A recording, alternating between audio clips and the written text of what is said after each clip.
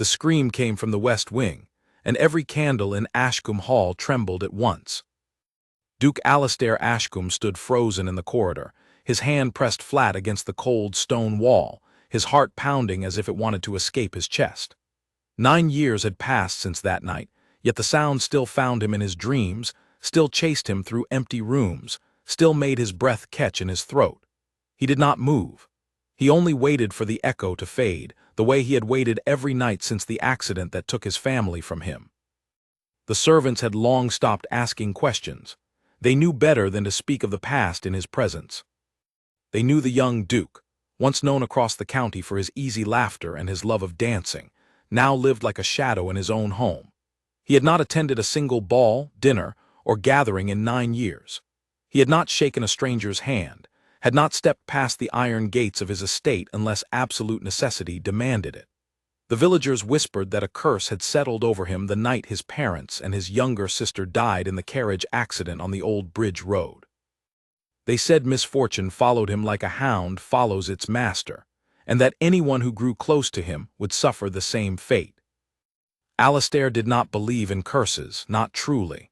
But he believed in guilt, and guilt was a far heavier chain than any curse could ever be. That morning, as pale sunlight pushed weakly through the heavy curtains of his study, Alastair sat behind his desk with a letter unopened in front of him. It was an invitation, the same kind he received every autumn and refused every autumn, addressed in elegant handwriting from Lord Camden, an old family friend who still held out hope that the Duke might one day return to society. Alastair did not open it. He never did.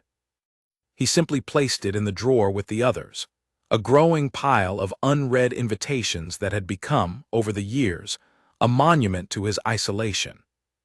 His butler, a patient older man named Edmund, who had served the family since Alastair was a boy, entered quietly with a tray of tea.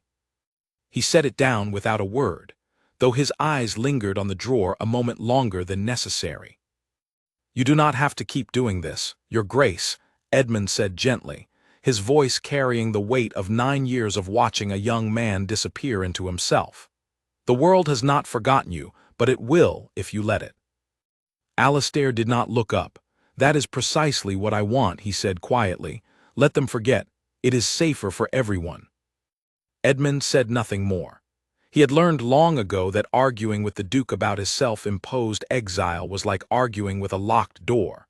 Eventually, he simply nodded and left the room, leaving Alastair alone with his tea, his silence, and the endless weight of memories he refused to release. Outside, the estate stretched wide and green under the autumn sky, though few ever saw it. The gardens, once filled with laughter during summer parties his mother used to host, now stood untouched except by the wind. The ballroom, a grand chamber with tall arched windows and a floor of polished oak, had not opened its doors since the night before the accident.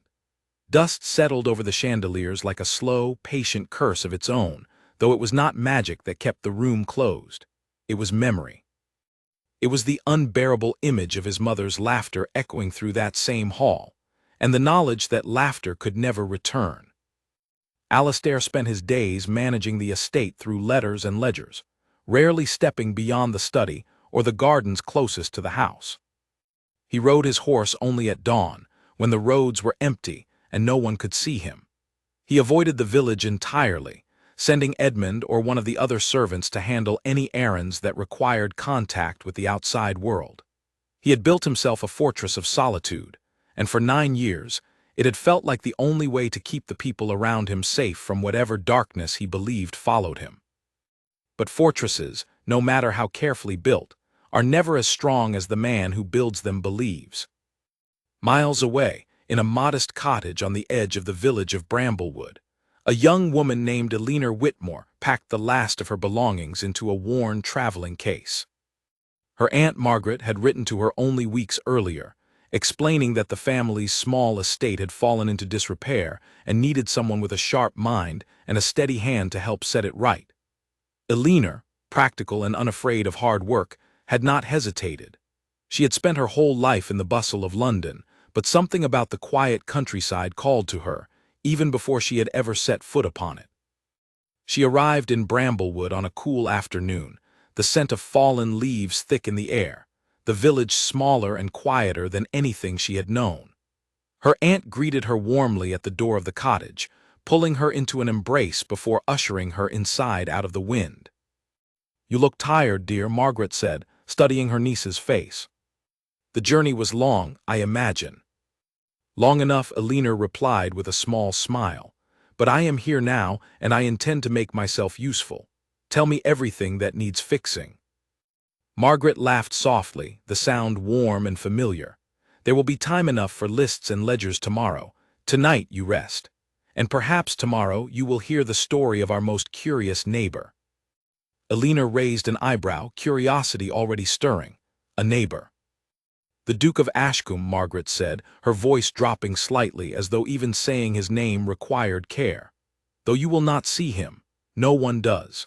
He has not left that house in 9 years, not for a ball, not for a wedding, not even for market day. They say a curse follows him ever since his family died in an accident. Anyone who gets too close to him meets misfortune, or so the story goes." Alina tilted her head, unconvinced. "That sounds like something out of a novel, not real life." "Perhaps," Margaret said, "but the villagers believe it fiercely. No one dares approach Ashcombe Hall anymore. Not even the vicar visits without invitation." Alina said nothing more that evening, though the story lingered in her mind as she settled into her small room beneath the eaves of her aunt's cottage. She did not believe in curses. She had grown up around too many practical, sensible people to accept such superstition without question. But she found herself wondering, quietly, what kind of man could inspire such fear and yet remain, as far as she could tell, entirely harmless behind his walls. The next morning, Alina rose early, eager to begin the work her aunt had described. The estate's small orchard needed tending, several fences required mending, and the household accounts had fallen into such disorder that Margaret admitted she could no longer make sense of them herself. Alina welcomed the challenge. She had always found comfort in solving problems, in bringing order to chaos, in fixing what others believed could not be fixed. By midday, she found herself walking along the edge of the property, a basket in hand, gathering herbs for her aunt's kitchen. The path wound close to a low stone wall that marked the boundary between her aunt's land and a much larger estate beyond it. Tall iron gates stood at a distance, half hidden by overgrown ivy, and beyond them she could just make out the shape of a grand manor house rising against the gray sky. She paused, studying the house with quiet interest. It was beautiful in a haunting sort of way, its windows dark, its gardens wild and untamed, as though nature itself had begun reclaiming what the people inside had abandoned. She wondered, briefly, if this was Ashcombe Hall, the home of the Duke her aunt had spoken of the night before. A rustle in the nearby trees startled her from her thoughts. She turned quickly, her basket nearly slipping from her grasp, and found herself face to face with a tall man dressed in a dark coat, his expression startled and guarded in equal measure. His hair was slightly disheveled, as though he had been walking without care for appearance, and his eyes, a deep and troubled shade of gray, studied her with a wariness that seemed far too heavy for a simple chance encounter. "Forgive me," Alina said quickly, recovering her composure. "I did not mean to trespass. I was only gathering herbs for my aunt." The man said nothing at first. He simply watched her as though trying to determine whether she was real or imagined. Finally, he spoke, his voice low and careful. "This land belongs to the Ashcombe estate. You should not wander this close to the boundary." Alina lifted her chin slightly, unbothered by his tone. "I did not realize herbs recognized property lines," she said. "I will be more careful in the future, though I confess I meant no harm." Something flickered across his face, something close to surprise, as though he had expected her to apologize and retreat, not to answer him with such easy wit. He studied her a moment longer before speaking again.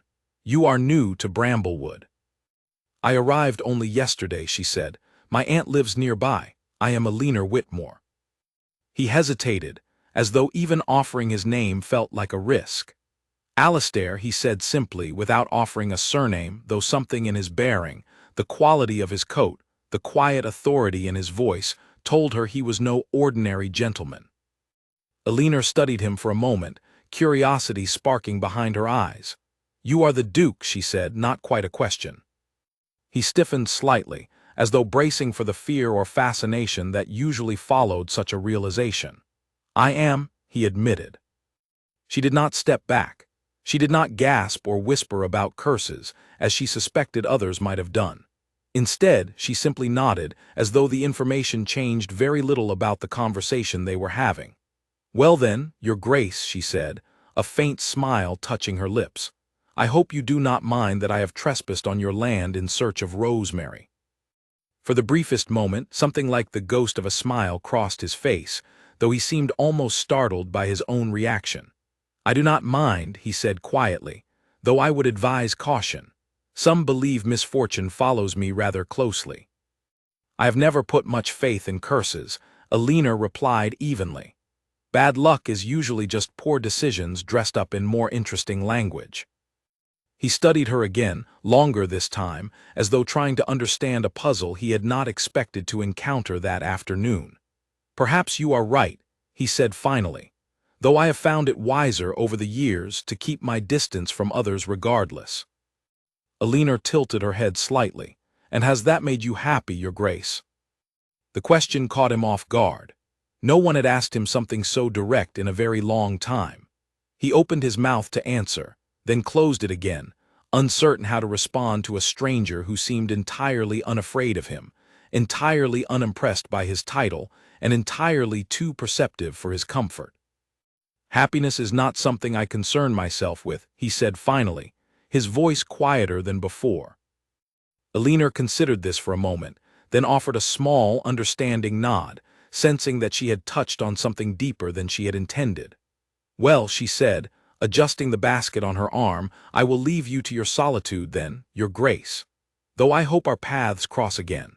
I find I am rather curious about cursed dukes and their opinions on Rosemary." Before he could respond, she turned and made her way back toward her aunt's cottage, leaving him standing alone at the edge of his overgrown garden, watching her retreating figure with an expression he could not quite name. It had been 9 years since anyone had spoken to him so plainly, so unafraid, so entirely unconcerned with the weight of his title or the shadow of his past. He remained there long after she had disappeared from sight, the autumn wind rustling through the trees around him, carrying with it the faint scent of rosemary and something else he could not quite place. Something that felt, unsettlingly, like the beginning of a change he had spent 9 years trying to prevent. That evening, as he sat alone in his study with the fire crackling low in the hearth, Alistair found his thoughts returning again and again to the young woman he had met at the edge of his land. He told himself it meant nothing, that she was simply a stranger passing through, that their conversation had been nothing more than a brief and unremarkable exchange between two people who would likely never speak again. But even as he told himself this, some quiet part of him, a part he had long tried to silence, hoped that she was wrong about only one thing. He hoped, against every instinct that told him to remain hidden, that their paths would indeed cross again. Edmund entered the study later that night to check on the fire and found the Duke still awake, staring into the flames with an expression the old butler had not seen in nearly a decade. It was not quite happiness. It was something smaller, something more fragile than that. It was the faint, flickering shape of hope. "Is something troubling you, Your Grace?" Edmund asked carefully. Alistair shook his head slowly, though his eyes remained fixed on the fire. "No," he said, "nothing troubling. I only met someone unusual today." Edmund raised an eyebrow but said nothing, sensing that pressing further would only close the door that had, however slightly, begun to open. He simply nodded, added another log to the fire, and left the Duke alone with his thoughts, hoping quietly that whoever this stranger was, she might be the first step toward pulling his master back into the world of the living. Outside, the wind continued to rustle through the trees separating the two estates, carrying with it the promise of a story that had only just begun, one that neither Alistair nor Alina yet understood would change the course of both their lives before the year was through. 3 days passed before Alina saw the Duke again, though she found herself thinking of him more often than she cared to admit. She had not told her aunt about the meeting at the boundary wall, sensing somehow that the encounter belonged only to her, a small secret she wished to keep close for reasons she could not fully explain. She busied herself instead with the work of the estate, mending fences, sorting through tangled accounts, and learning the rhythms of village life in Bramblewood, where everyone seemed to know everyone else's business within a day of it happening. It was on a cool gray morning, while walking the same path along the boundary wall in search of more herbs for her aunt's kitchen, that she saw him again. He stood near a cluster of old oak trees, his hands clasped behind his back, staring out at nothing in particular, as though lost somewhere far beyond the visible world. He looked, she thought, like a man carrying something far too heavy for one person to bear alone. "Good morning, Your Grace," she called out, unable to resist the small thrill of catching him off guard. He turned quickly, startled, though the wariness in his expression softened slightly when he recognized her. "Miss Whitmore," he said, inclining his head, "you have returned." "I did warn you our paths might cross again," she said, stepping closer, though she remained on her side of the low stone wall out of respect for the boundary he seemed so intent on maintaining. "Though I confess, I did not expect to find you standing here, staring at trees as though they owed you money." A faint, reluctant smile touched his lips, the second she had seen from him, and each seemed to surprise him as much as it surprised her. "I was simply thinking," he said. "About what, if I may ask?" He hesitated, clearly unaccustomed to sharing his thoughts with anyone, let alone a stranger he had met only days before. "Nothing of consequence," he said finally, though the tightness in his voice suggested otherwise. Elinor studied him for a long moment, weighing whether to press further or let the matter rest. She decided, somewhat impulsively, that the truth mattered more than politeness. "You do not have to tell me, Your Grace," she said gently. "But I do not believe nothing of consequence puts that particular look on a person's face. I have seen it before in my own mirror more times than I care to admit." He glanced at her sharply, surprised by her honesty, and for a moment something like understanding passed between them, unspoken but undeniable. "What look is that, exactly?" he asked. "The look of someone who has decided the safest place in the world is entirely alone," she said quietly. "I do not say that to wound you. I say it because I recognize it." Alastair said nothing for a long moment, the wind rustling through the branches above them, carrying fallen leaves across the boundary wall that separated his world from hers. When he finally spoke, his voice was quieter than before, almost fragile. "And did it work for you, being alone?" Elinor considered the question honestly before answering. For a while, she admitted, "It felt safer, certainly.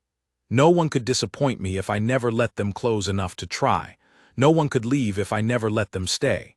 But eventually, I realized that safety and living are not always the same thing." He absorbed her words in silence, his gaze drifting back toward the manor house rising behind him, its dark windows staring out over the overgrown gardens like tired eyes that had long forgotten how to see joy. "I have not always been alone by choice," he said finally, his voice carrying a weight she had not expected. "There was an accident many years ago.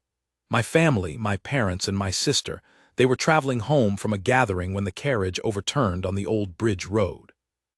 I was meant to be with them that night.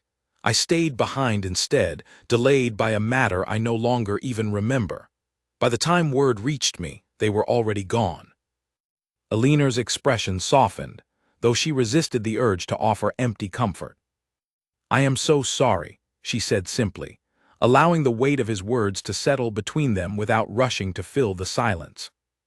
"Since then," he continued, "the villagers have spoken of a curse, as though some dark force follows me, punishing anyone who draws close. I do not believe in curses, not truly.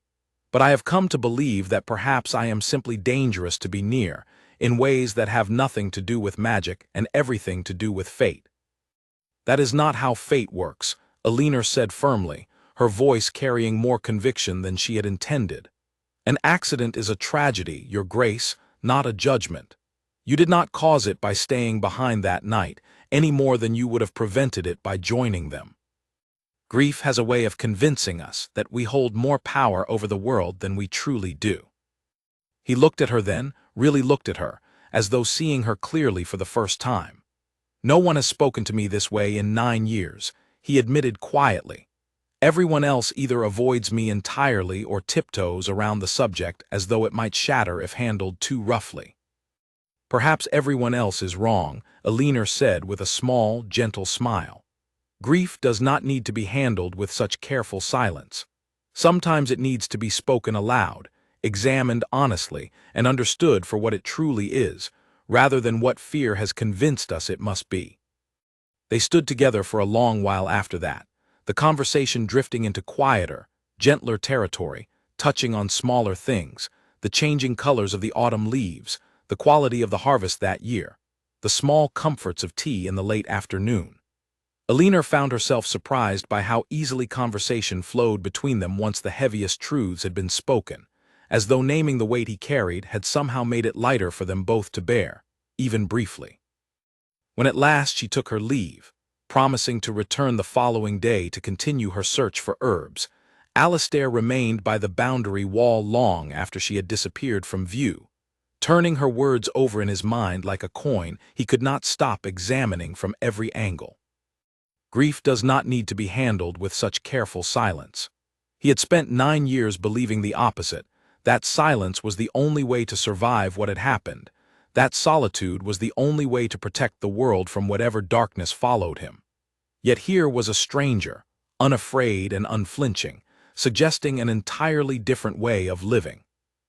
That evening, for the first time in longer than he could remember, Alastair found himself walking toward the ballroom instead of away from it. He stood outside the heavy double doors for a long while, his hand resting against the carved wood, before finally pushing them open and stepping inside. Dust hung thick in the air, catching the fading light from the tall windows in slow, drifting patterns.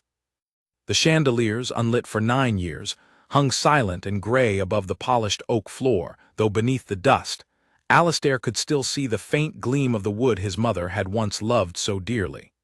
He walked slowly across the room, his footsteps echoing in the empty space, memories rising unbidden with every step.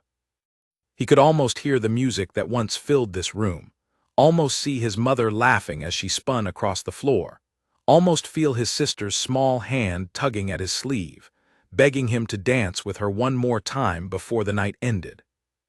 He stopped in the center of the room, closing his eyes against the flood of memory, both painful and precious in equal measure. For 9 years, he had avoided this room entirely, unable to bear the weight of what it represented. Yet standing here now, he found that the memories, while still painful, no longer felt entirely unbearable. They felt instead like something worth honoring rather than fleeing. Edmund found him there an hour later, standing quietly in the center of the dusty ballroom, staring up at the darkened chandeliers with an expression the old butler had never seen on his master's face before. It was not grief, though grief remained present. It was something closer to remembrance, gentle and unguarded. "Your Grace?" Edmund asked softly, unwilling to disturb the moment too abruptly. Alastair turned toward him, a faint, tired smile touching his lips. "I had forgotten how beautiful this room was," he said quietly. "I had let myself forget so many things." Edmund studied him carefully, sensing that something had shifted, however slightly, in the 9 years of careful silence that had defined his master's life. "Perhaps it is time to remember them again, Your Grace," he said gently. Alastair looked around the room once more, taking in the dust, the shadows, the quiet grandeur that had waited patiently through 9 long years of neglect. "Perhaps," he agreed softly, "it is." Over the following days, Elinor and Alastair continued to meet along the boundary wall, their conversations growing longer and more comfortable with each visit. She told him of her life in London, of the practical, sensible family that had raised her, of the small dreams she carried for a quiet, meaningful life away from the noise and expectation of city society. He told her in turn of his childhood at Ashcombe Hall, of summers spent riding through the estate with his sister, of his mother's love for music and his father's quiet, steady wisdom, of the years of laughter that had once filled the halls of his home before grief silenced them entirely. Their friendship, unlikely and unexpected, grew steadily stronger with each meeting, though neither of them spoke openly of what it might become. Elinor found herself looking forward to their conversations with an eagerness she had not felt in a long time, while Alistair found himself, for the first time in 9 years, waking each morning with something resembling anticipation rather than dread.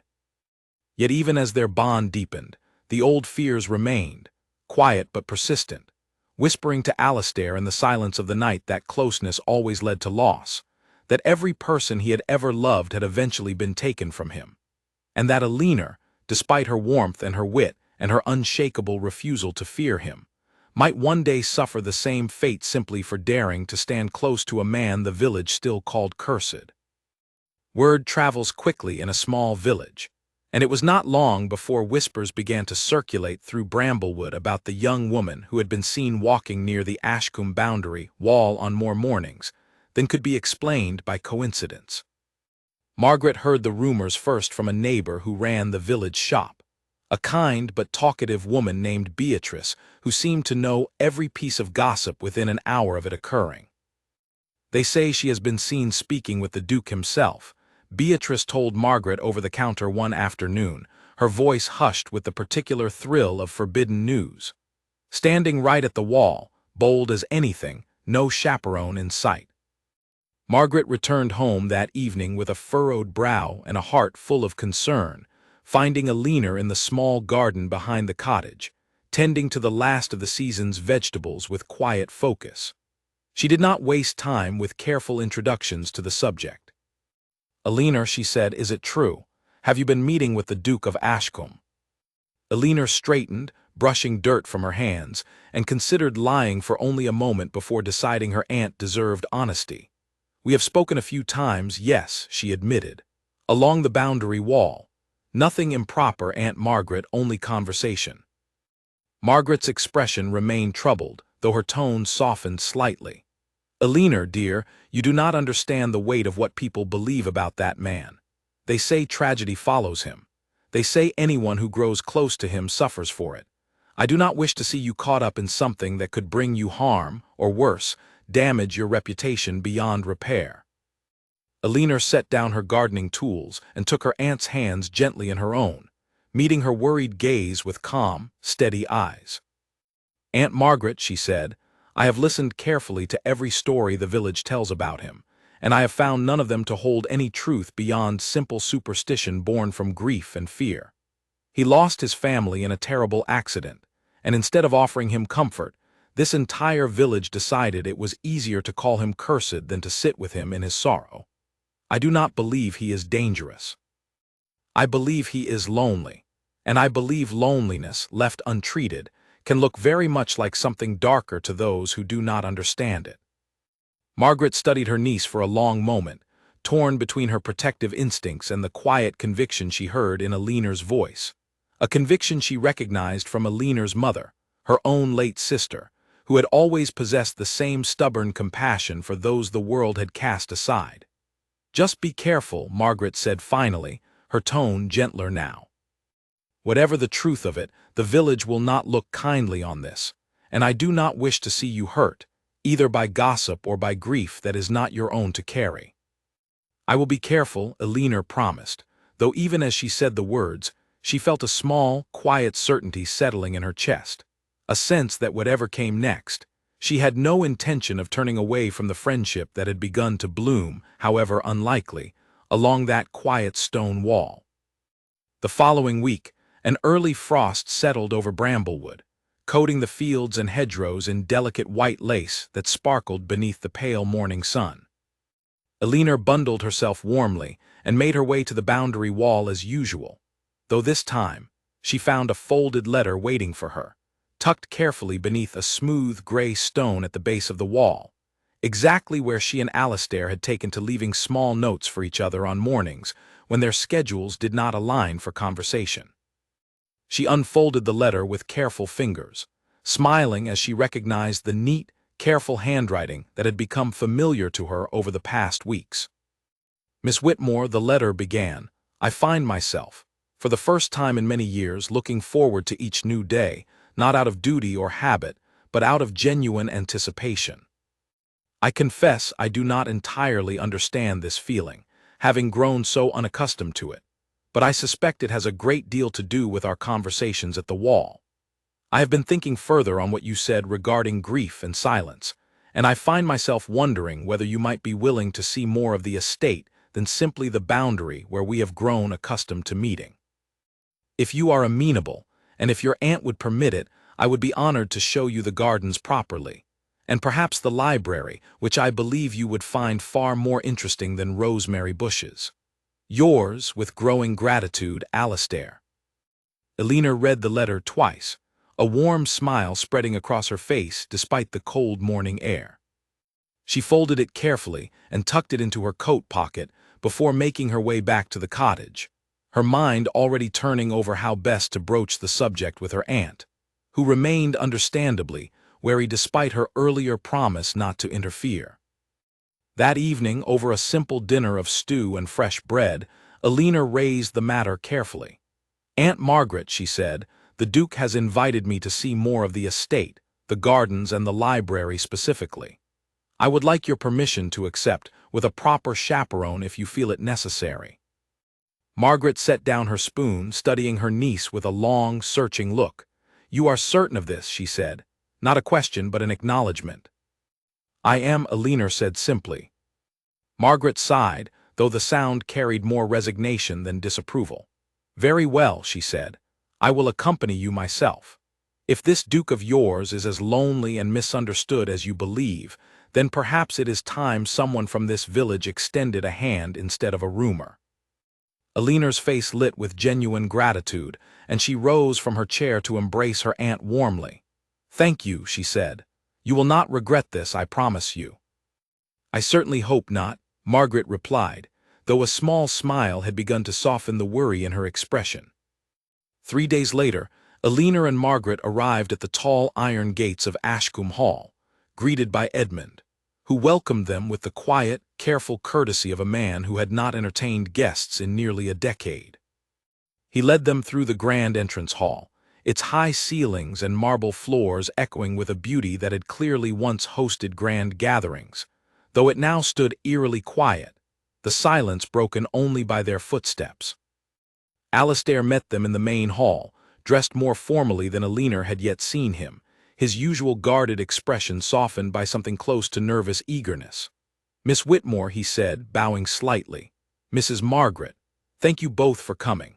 I confess I have not had guests in this house for a very long time, and I find myself uncertain how to properly welcome you." "You are doing splendidly so far," Elena teased gently, earning a faint, surprised laugh from him, a sound Margaret noted with quiet interest, having heard from Elena that the Duke rarely laughed at all.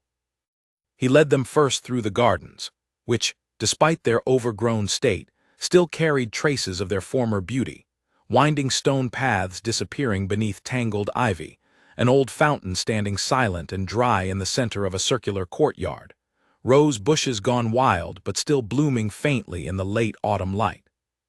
Elena listened with genuine interest as he spoke of his mother's love for gardening, of afternoons spent as a child helping her plant new flowers each spring, of the quiet joy that had once filled these grounds before grief had let them fall into neglect. From the gardens, he led them inside to the library, a vast room lined floor to ceiling with books, the air thick with the comforting scent of old paper and leather bindings. Elena's eyes widened with genuine delight as she took in the sheer scale of the collection, wandering slowly between the shelves, running her fingers gently along the spines of books that had clearly not been touched in years. "This is remarkable," she breathed, turning back to him with an expression of pure wonder. "I could spend a lifetime in this room alone." "You are welcome to visit as often as you like," Alastair said, the offer slipping out before he had fully considered its weight, though he found he did not wish to take it back. Margaret, watching the easy warmth between them from a respectful distance, felt her earlier concerns beginning to soften into something closer to cautious hope. She had expected, based on the village's fearful whispers, to find a cold and forbidding man, haunted and dangerous. Instead, She found a quiet, gentle soul who watched Elinor with the careful, disbelieving wonder of a man rediscovering something he had long believed lost to him. As the afternoon light began to fade, Alastair walked them back toward the entrance hall, his earlier nervousness replaced by a quiet, contented ease that seemed to surprise even him. At the door, he hesitated a moment before speaking again. "Thank you," he said, "for coming. For trusting me enough to see this house as more than the stories the village tells about it." "Thank you for opening the door," Elinor replied softly, both figuratively and quite literally. He smiled then, a real smile, warm and unguarded, and Margaret, watching from a step behind, felt a small, quiet certainty settle in her own heart, a sense that whatever story was unfolding between these two, it was not one born of curses or misfortune, but of two lonely souls finding, however unexpectedly, a way back toward the light. As they walked back toward the cottage in the fading afternoon light, Margaret glanced sideways at her niece, noting the faint, unmistakable glow in her expression. "I believe," she said carefully, "that you may be right about him after all." Elinor smiled softly, her gaze drifting back toward the distant silhouette of Ashcombe Hall rising against the darkening sky. "I believe I am," she said quietly, "though I suspect the harder task will be convincing him of the same thing about himself." Winter crept closer with each passing week, painting the fields around Bramblewood in ever deeper shades of frost, and still Elinor and Alastair continued their quiet friendship, meeting now more often within the walls of Ashcombe Hall than along the boundary that had first brought them together. Their conversations grew easier, their laughter more frequent, and though neither of them spoke openly of the feelings blossoming steadily between them, both could sense the shift, subtle but undeniable, in the way they looked at each other, in the way silence between them had grown comfortable rather than uncertain. It was on a cold afternoon in early December that everything began to change. Alastair received word that his cousin, Nathaniel Ashcombe, intended to visit the estate, a visit that filled him with unease long before the man's carriage ever appeared at the gates. Nathaniel stood next in line to inherit the Ashcombe title and fortune should Alastair remain without an heir, a fact that had never troubled Alastair greatly during his years of isolation, but which now, with the first stirrings of hope for a different kind of future, felt suddenly more significant. Nathaniel arrived on a gray, blustery morning, his expression carrying the same practiced charm Alastair remembered from childhood, a charm that had always concealed a colder, more calculating nature beneath its polished surface. "Cousin," Nathaniel said warmly, embracing Alastair with a familiarity that felt hollow rather than genuine. "It has been far too long. I confess I was surprised to hear rumors reaching even London that you have finally begun rejoining society, in a manner of speaking." Alastair kept his expression carefully neutral, sensing danger beneath his cousin's pleasant tone. "I have made a friend," he said simply, "nothing more remarkable than that."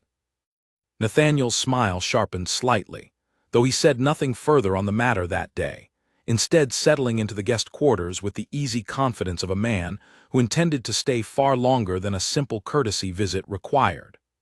Over the following days, he made careful inquiries throughout the village, gathering information with the practiced skill of a man accustomed to gathering advantage wherever he found it.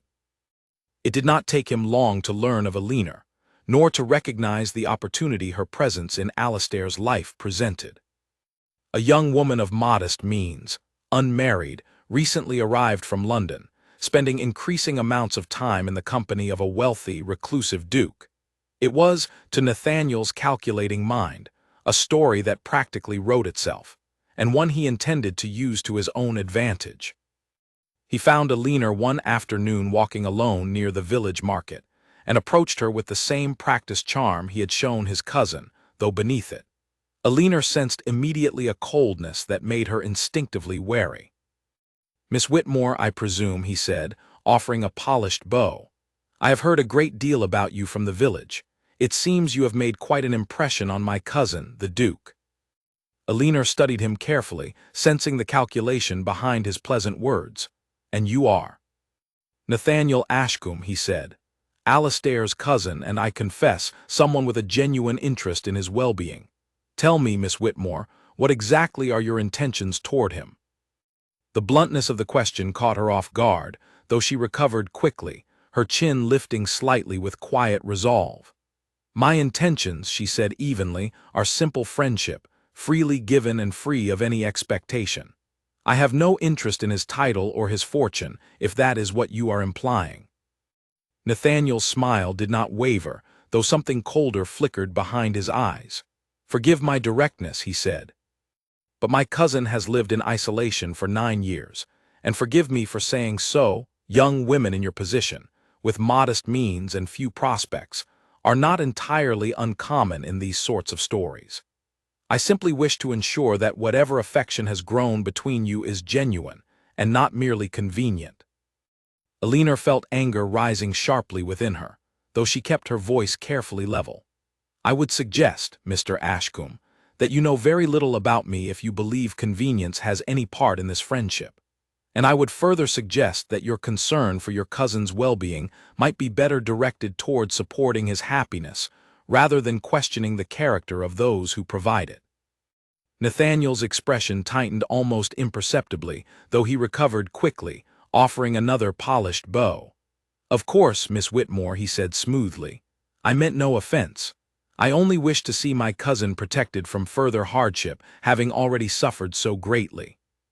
He took his leave shortly after, though Elinor remained unsettled long after he had gone, sensing that his words had carried far more purpose than simple concern. She said nothing of the encounter to Alastair immediately, uncertain how to raise the matter without seeming to accuse his own family of ill intent, though the unease continued to gnaw at her over the following days. Nathaniel, for his part, did not waste time. He began quietly planting seeds of doubt throughout the village. Subtle remarks dropped in conversation with shopkeepers and neighbors, suggestions that Elinor's sudden closeness to the Duke seemed remarkably convenient given her family's modest circumstances. Questions about whether her affection was genuine or simply well-calculated ambition, dressed in pleasant conversation. The whispers, already primed by the village's existing fascination with the cursed Duke, spread quickly, twisting gently with each retelling until they had grown into something far uglier than the truth. Margaret heard the rumors first, and this time her concern carried a sharper edge of worry when she brought them to Elinor's attention. "They are saying you have set your sights on his fortune," Margaret said gently, though her tone carried no accusation, only concern for the pain such rumors might cause her niece.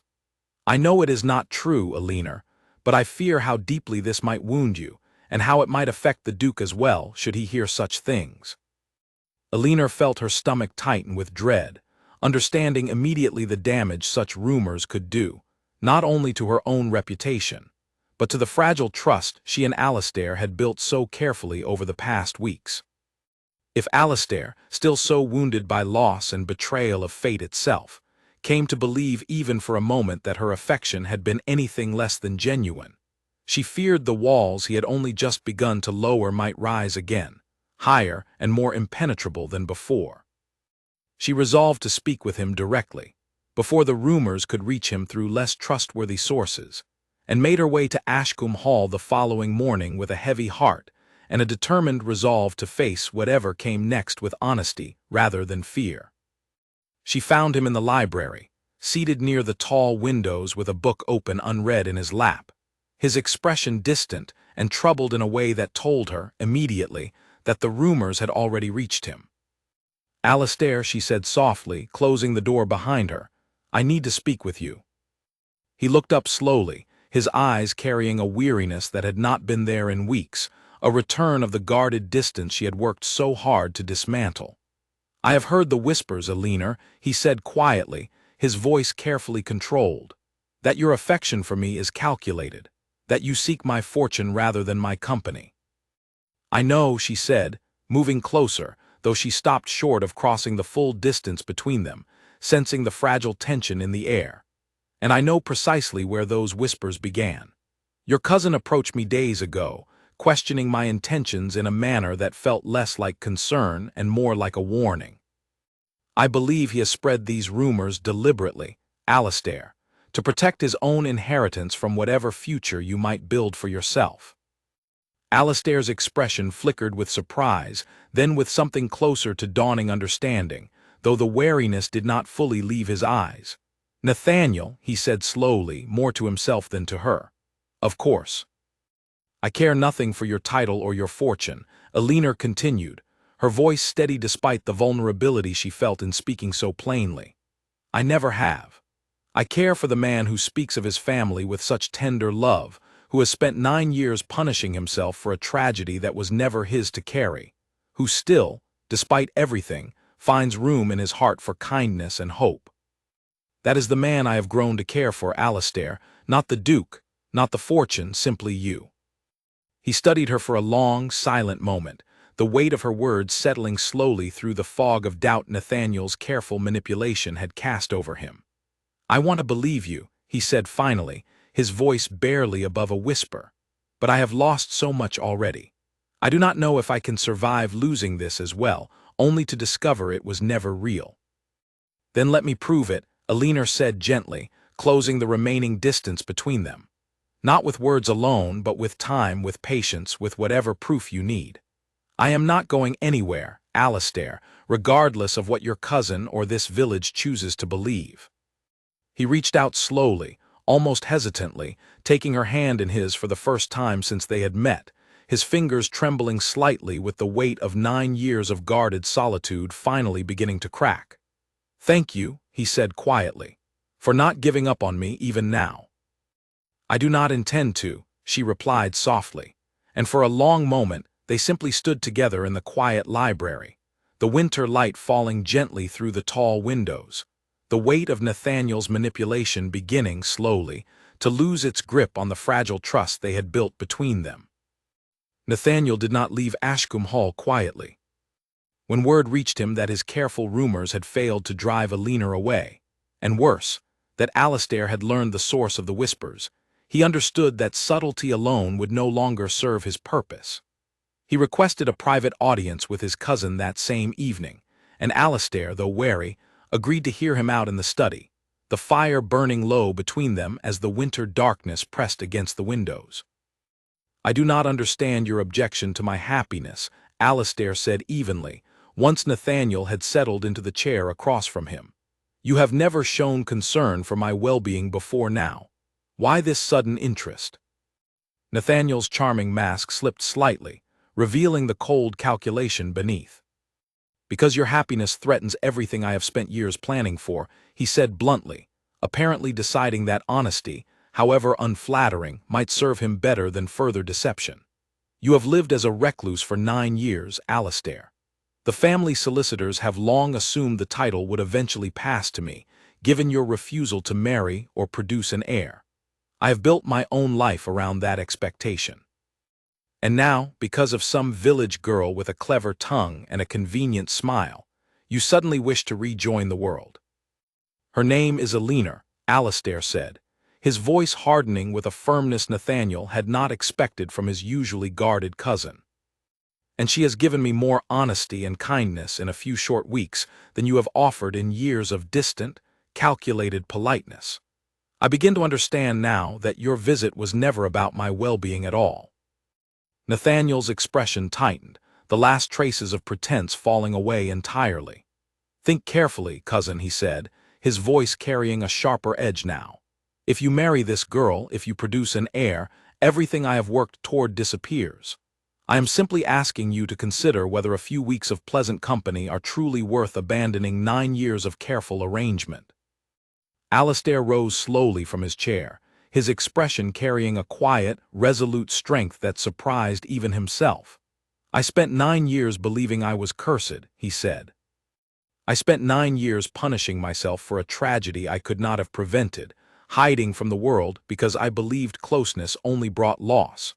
I will not spend a single day longer allowing your ambition to convince me that happiness is something I do not deserve.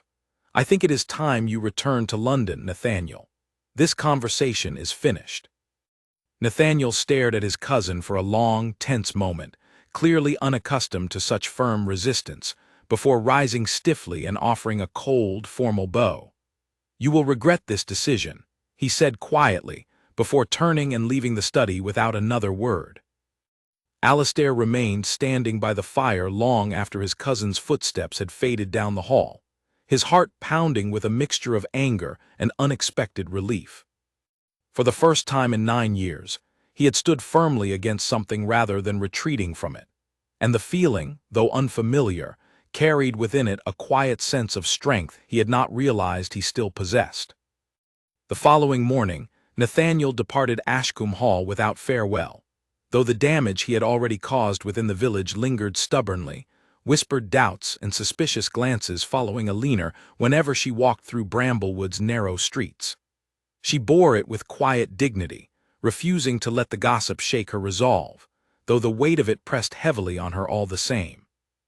It was during this difficult period that Alina decided, with careful determination, to uncover the full truth behind the tragedy that had shaped 9 years of Alastair's life, hoping that understanding it fully might help her better support him through whatever remained of his grief, and perhaps, in doing so, help dismantle the superstitious fear that still clung to his name throughout the village. She began with Edmund, finding him one quiet afternoon polishing silver in the kitchen, his weathered hands moving with the careful precision of long practice. "Edmund," she said gently, settling into a chair across from him, "I wonder if you might tell me what truly happened that night, the night of the accident. I do not ask out of idle curiosity. I wish to understand fully, so that I might help him carry it more easily." Edmund set down his polishing cloth, studying her for a long moment before nodding slowly, as though deciding she had earned the right to know. "It was a night much like any other," he began quietly. "The family had attended a gathering at a neighboring estate, a celebration for the harvest, much like the one the village still holds each autumn. Alastair had been meant to travel with them, but a matter of business, a disagreement with a tenant farmer regarding boundary repairs, delayed him at the last moment.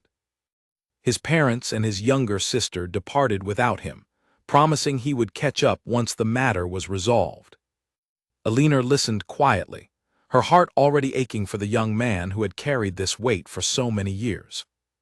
"The old bridge road had grown treacherous with recent rains," Edmund continued, his voice heavy with old sorrow. "The carriage wheel struck a weakened section of the crossing, and the bridge gave way beneath its weight. There was no curse, Miss Whitmore, no dark force at work, only poor timing, worn infrastructure, and terrible misfortune. The estate repaired that bridge the following spring, though by then it was far too late to matter." "And Alastair blames himself," Alina said softly, though it was not truly a question. "He does," Edmund confirmed. "He has convinced himself that had he traveled with them, he might have somehow prevented the accident, though I have told him countless times that such thinking serves no purpose beyond deepening his own suffering. The village, in their fear and their need to explain such a terrible tragedy, began speaking of curses shortly after, and Alastair, already drowning in guilt, found it easier to accept their explanation than to forgive himself for simple, terrible chance." Alina sat quietly for a long moment, absorbing the full weight of the story, understanding now more clearly than ever the depth of the burden Alastair had carried alone for 9 long years. "Thank you, Edmund," she said finally, "for trusting me with this." "I trust you because I have watched him change since you arrived, Miss Whitmore," Edmund said, a rare warmth entering his weathered voice. "I have not seen him smile so often in 9 years. Whatever you are doing, please continue doing it."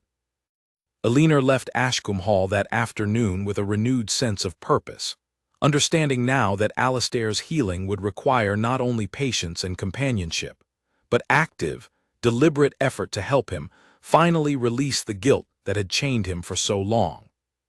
She began, in the weeks that followed, gently encouraging him to speak more openly about his family, not only their loss, but their lives, the joy they had shared before tragedy struck, understanding that remembering them with love rather than only grief might help him finally begin to heal. She also began, quietly and carefully, working to shift the village's perception, speaking honestly with those who would listen about the true nature of the accident, dispelling the superstitious rumors that had haunted Alastair for nearly a decade. It was slow, difficult work, met with as much resistance as acceptance. But gradually, whispers of curses began giving way to quieter, more sympathetic murmurs of understanding.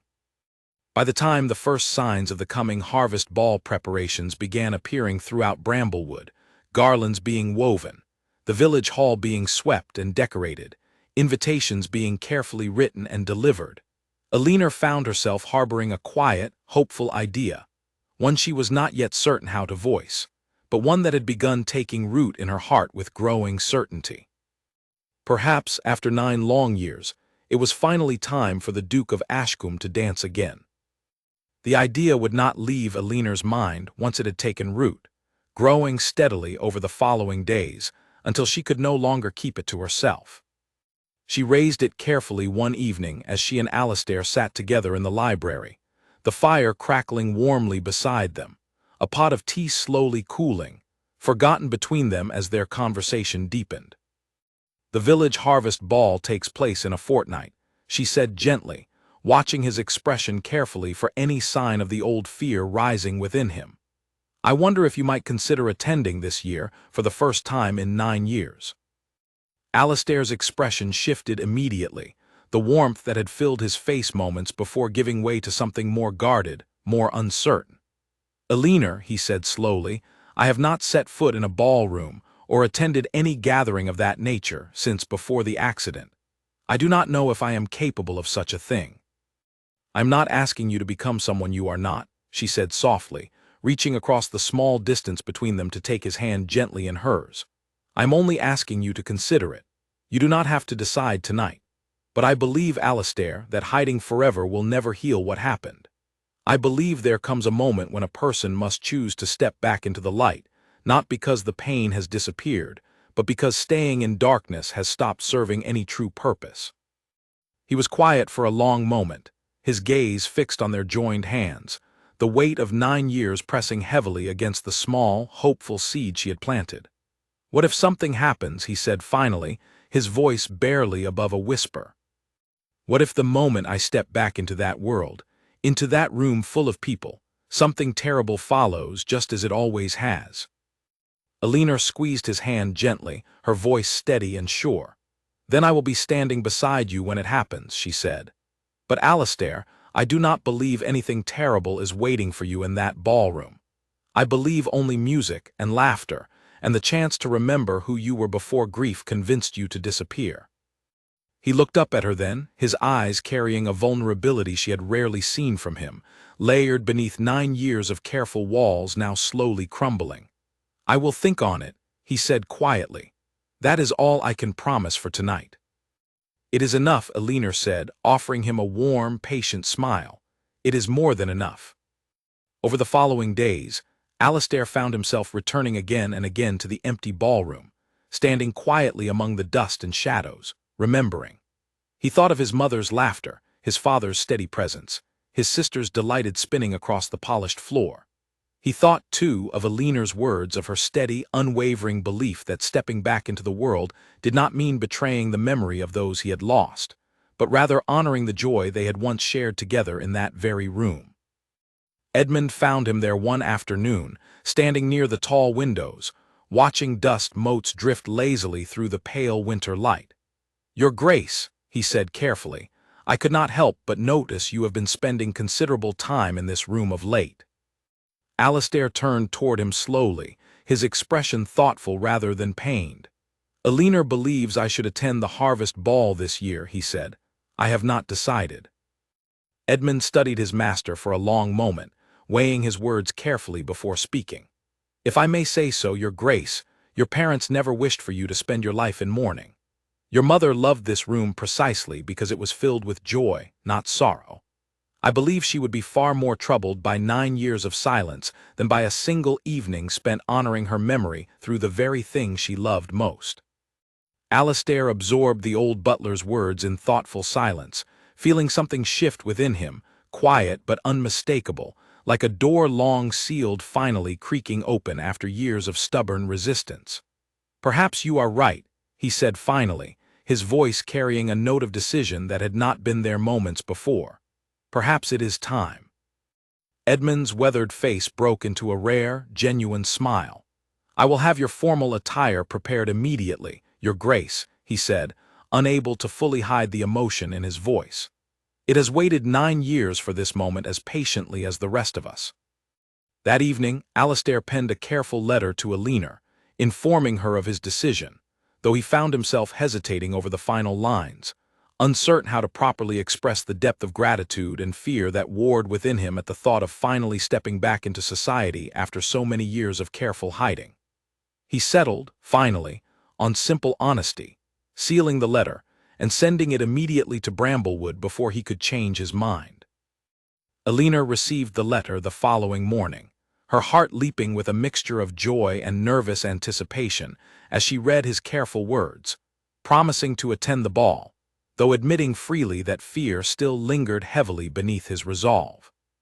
She resolved immediately to do everything within her power to ensure that his first steps back into society would be met with warmth rather than judgment, understanding that the coming fortnight would require careful, deliberate preparation, both for him and for the village that had spent 9 years shaping him into a figure of superstition rather than sympathy.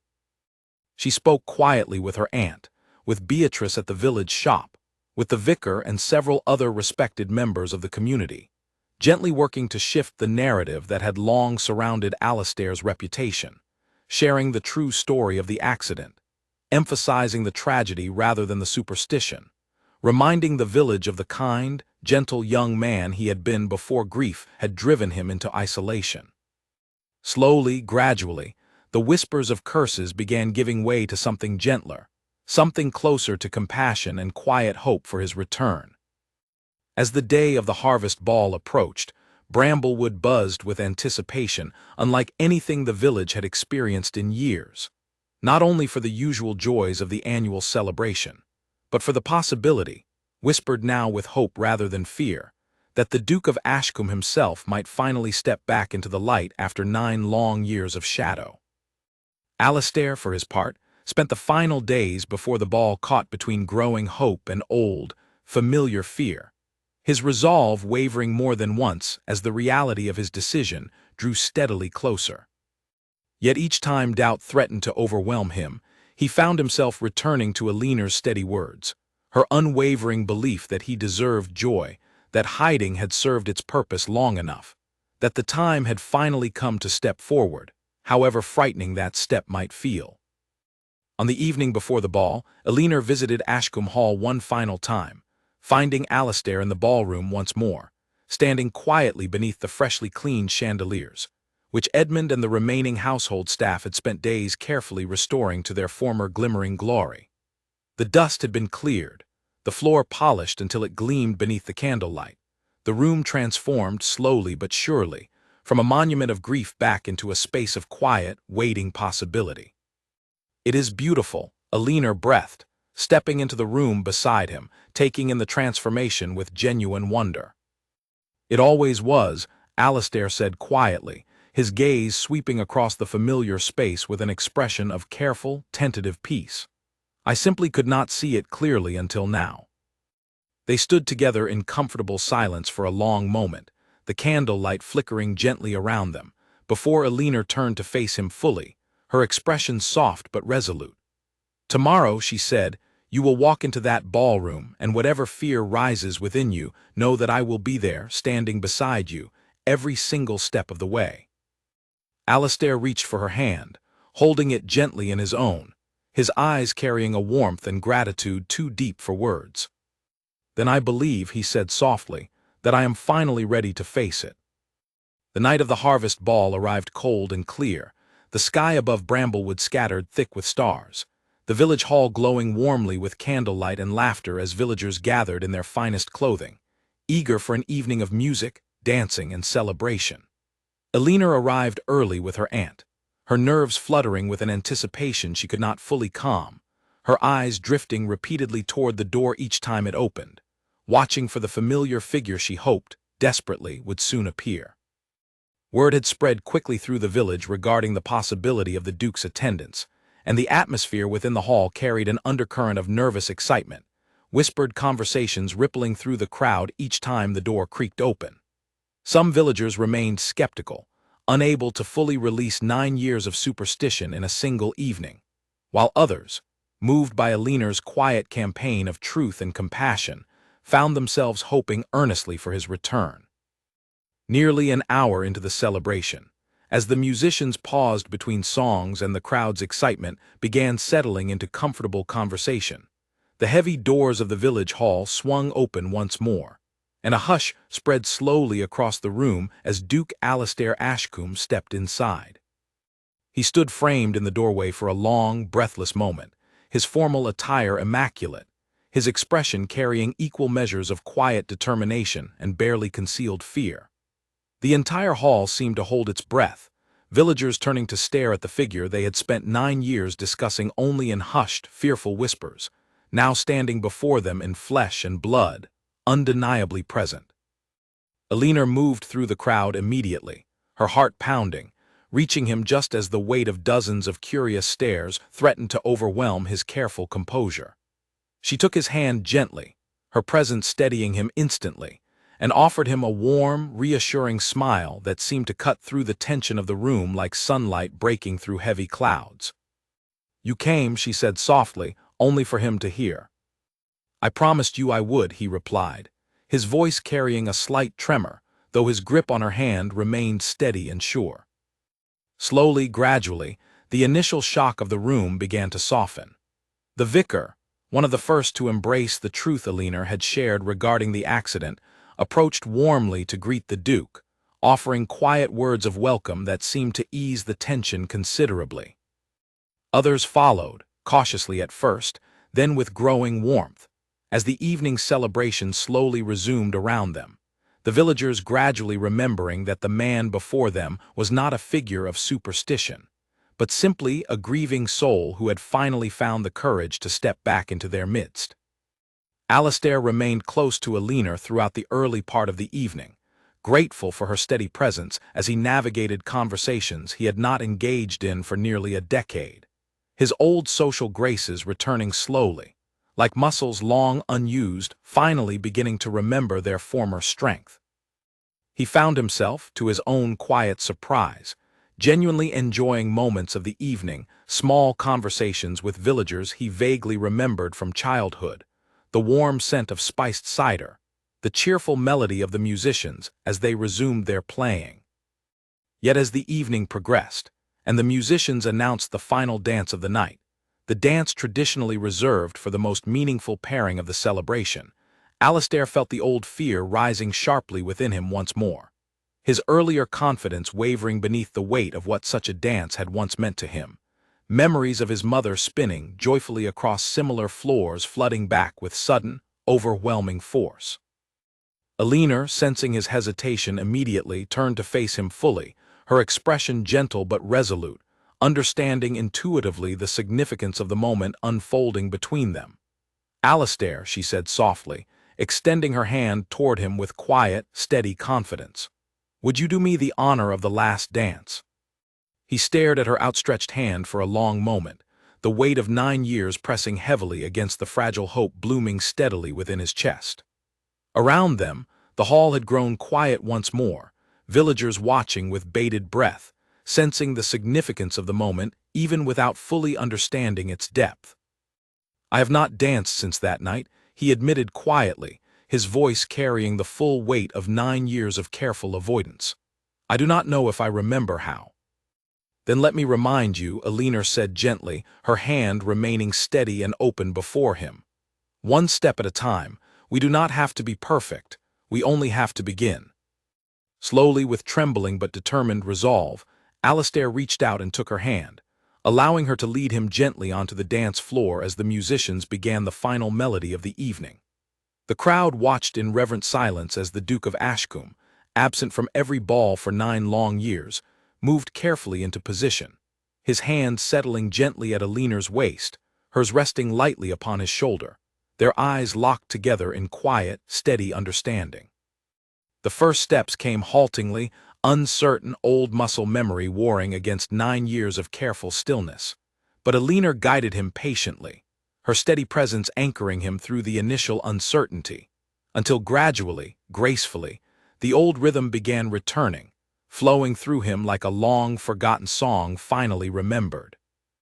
As they moved together across the polished floor, memories rose unbidden within him, not only of loss, but of joy, of his mother's laughter, his father's steady presence, his sister's delighted spinning, memories that had once brought only pain now settling gently into something closer to grateful remembrance.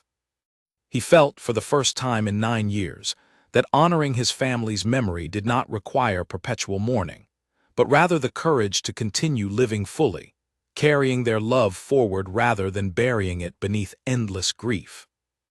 Tears gathered unexpectedly in his eyes as they danced, though they carried none of the old sorrow, only a profound, overwhelming release, 9 years of carefully guarded pain, finally finding gentle expression through the simple, beautiful act of moving together across a dance floor with someone who had refused, from the very beginning, to let him disappear entirely into his own darkness. Elinor felt the shift within him immediately, her own eyes glistening with quiet emotion as she watched years of careful walls finally crumbling away, replaced by something raw and vulnerable and profoundly hopeful. "You are doing beautifully," she whispered softly, as they continued moving together through the final, tender moments of the melody. "Thank you," he whispered back, his voice thick with emotion, "for not giving up on me, for seeing past 9 years of silence to whatever remained worth saving underneath." "There was always something worth saving," Elinor replied gently. "I simply refused to let you forget it." As the final notes of the melody drifted softly through the hall, the crowd around them broke into warm, genuine applause. No longer whispered fear, but open, heartfelt welcome. The village finally releasing 9 years of superstition in favor of simple, human compassion for the man who had finally found his way home. As the clock in the village hall struck the final hour of the evening, the crowd slowly began to disperse, warm farewells exchanged, lanterns gathered, coats pulled tight against the cold winter air waiting outside. Alistair and Elinor remained near the edge of the dance floor a while longer, neither quite ready to release the quiet magic of the evening, watching as the musicians packed away their instruments and the last of the candles burned low within their holders. Midnight approached steadily, and Alistair felt none of the old dread that had once accompanied the thought of stepping back into darkness once the celebration ended.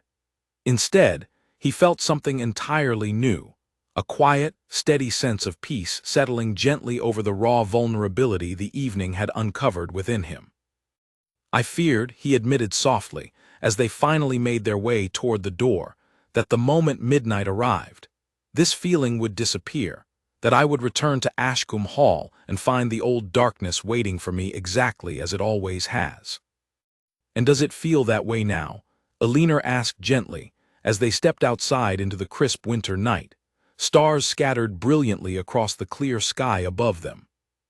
Alistair paused, considering the question seriously before answering, his breath fogging softly in the cold air. "No," he said finally, a note of quiet wonder entering his voice. "It does not feel that way at all." They walked together slowly toward the waiting carriage, Margaret trailing a respectful distance behind, granting them a final measure of privacy before the evening drew to its close.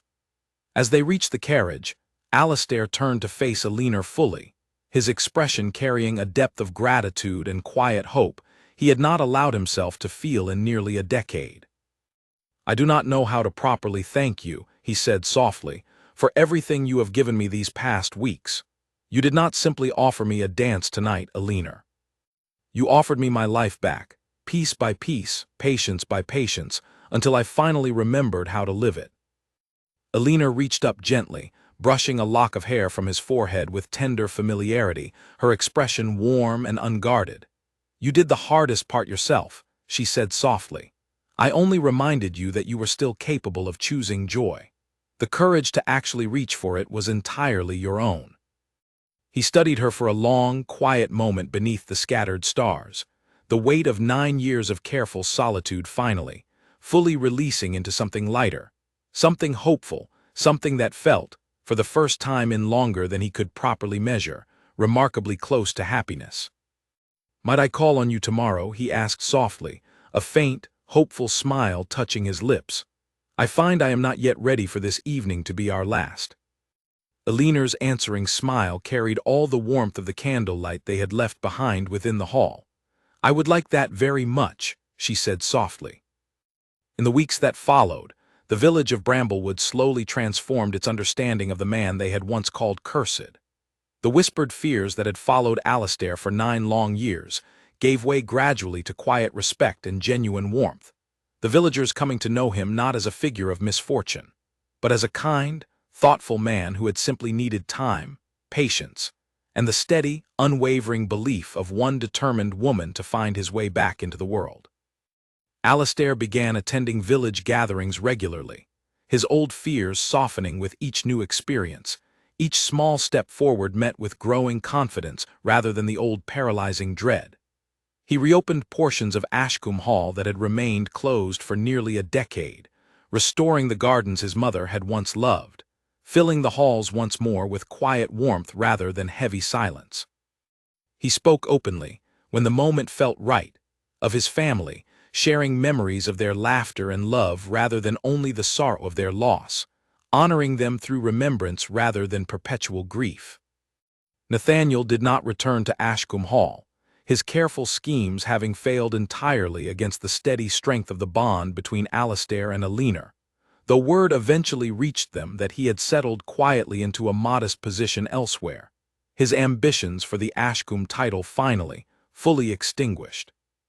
As winter gave way slowly to the first gentle signs of spring, Alistair found himself standing once more in the Ashcombe Gardens, now blooming steadily back to life beneath careful, renewed attention, watching Alinar move gracefully among the newly planted flowers, her laughter carrying warmly on the cool morning air.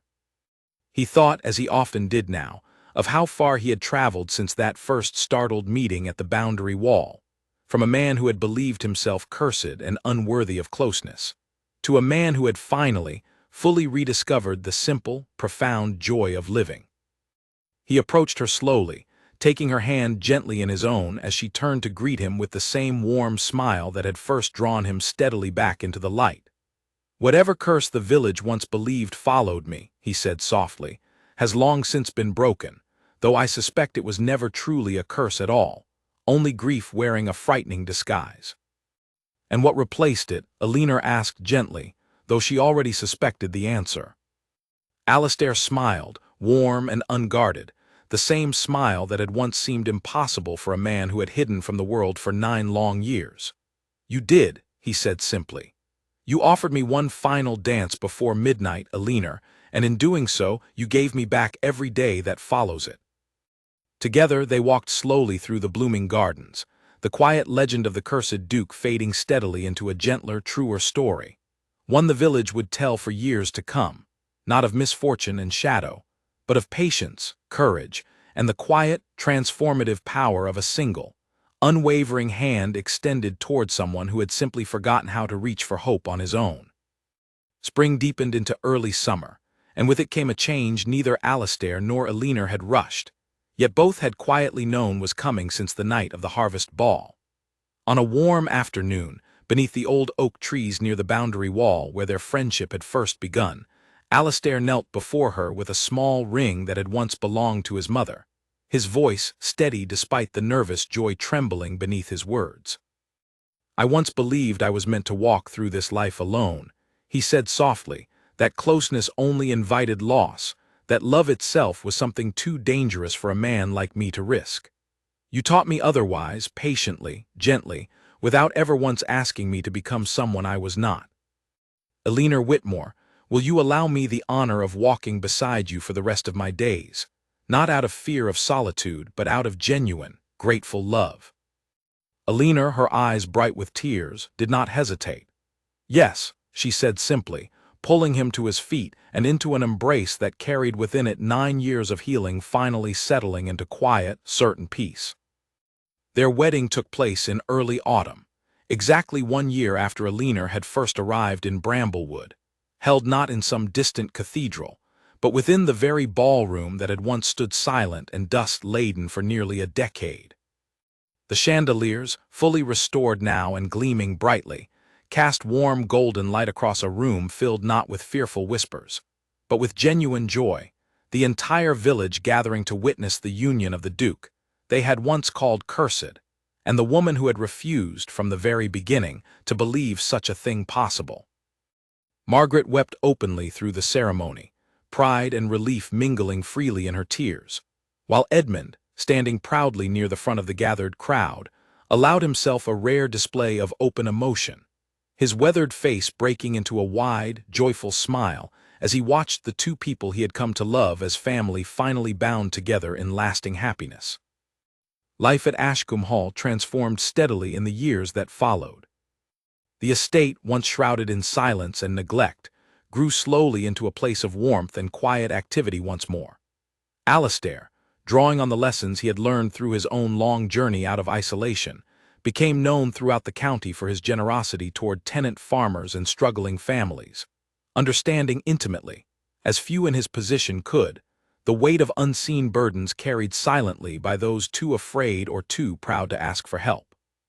Eleanor, for her part, found deep purpose in restoring not only the gardens her husband's mother had once tended so lovingly, but in establishing a small school within the village, offering education freely to children whose families could not otherwise afford such opportunities, carrying forward the same spirit of patient, unwavering care that had first drawn her toward a lonely, grieving Duke, standing hesitant at the edge of his own overgrown land. The harvest ball, once a celebration Alastair had avoided for 9 long years, became instead an annual highlight of his life, hosted now within the very ballroom where he had finally rediscovered the courage to dance again. Each year, as the final dance of the evening approached, he would extend his hand toward Eleanor with the same quiet reverence he had shown that very first night, honoring the moment that had changed the course of both their lives so completely.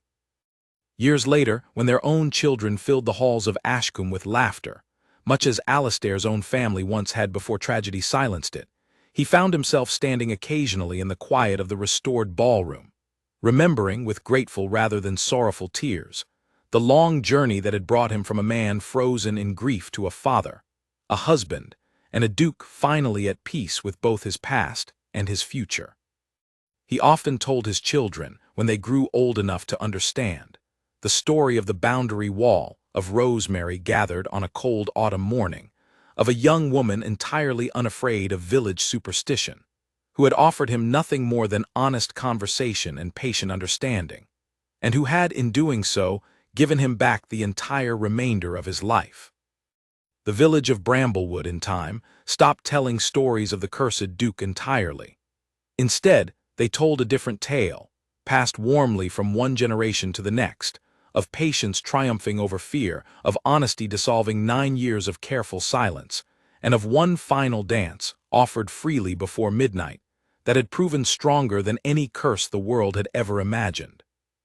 And so Ashcombe Hall, once a monument to grief and solitude, became instead a lasting symbol of quiet, hard-won joy, its doors thrown open wide each autumn to welcome friends, family, and strangers alike, its ballroom filled once more, year after year, with music, laughter, and the enduring memory of a love that had begun with nothing more than a simple offer to dance once more before midnight.